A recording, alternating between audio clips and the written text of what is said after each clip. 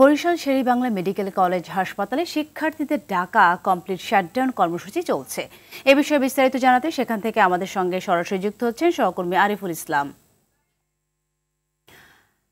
আরিফ, শিক্ষার্থীদের complete shutdown কর্মসূচির বিষয়ে সর্বশেষ কি তথ্য আছে আপনার কাছে? জি সাথী, ধন্যবাদ আপনাকে। আসলে আপনি যেমনটি জানতে চেয়েছেন, ঐতিহ্যবাহী বরিশাল যে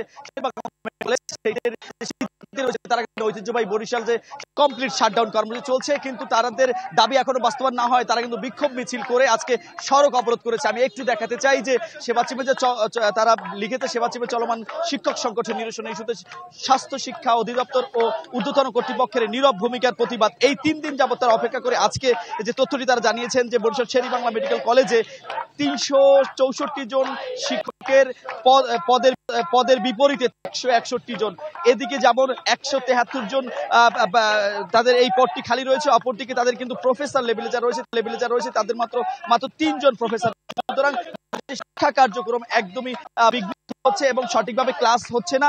দীর্ঘদিন যাবত তারা এই কর্মসূচি করবে বলে শিক্ষার্থীরা কলেজের যারা প্রশাসন রয়েছে তাদেরকে বারবারই বলে যাচ্ছিল। এবং আপনি জানবেন যে বরিশালে এর আগে স্বাস্থ্য সচিব এবং অন্যান্য যে কর্মকর্তা রয়েছেন তাদের কাছেও তারা বলেছিলেন এবং বলেছে বারবারই যে যদি কিনা তাদের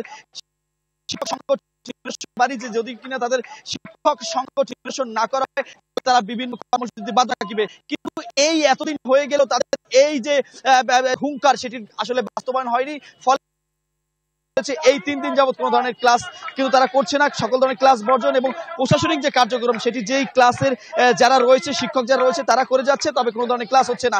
এরপরও এখন পর্যন্ত ঊর্ধ্বতন কর্তৃপক্ষ কিংবা ঢাকা কেন্দ্রিক মন্ত্রণালয় থেকে এখন পর্যন্ত তাদের কাছে কোনো চিঠি কিংবা কোনো নির্দেশনা আসেনি। ফলে আসলে তারা পরবর্তীতে নতুন কর্মসূচি হিসেবে আজকে এই মানববন্ধন বিক্ষোভ এবং বরিশালের যে প্রধান।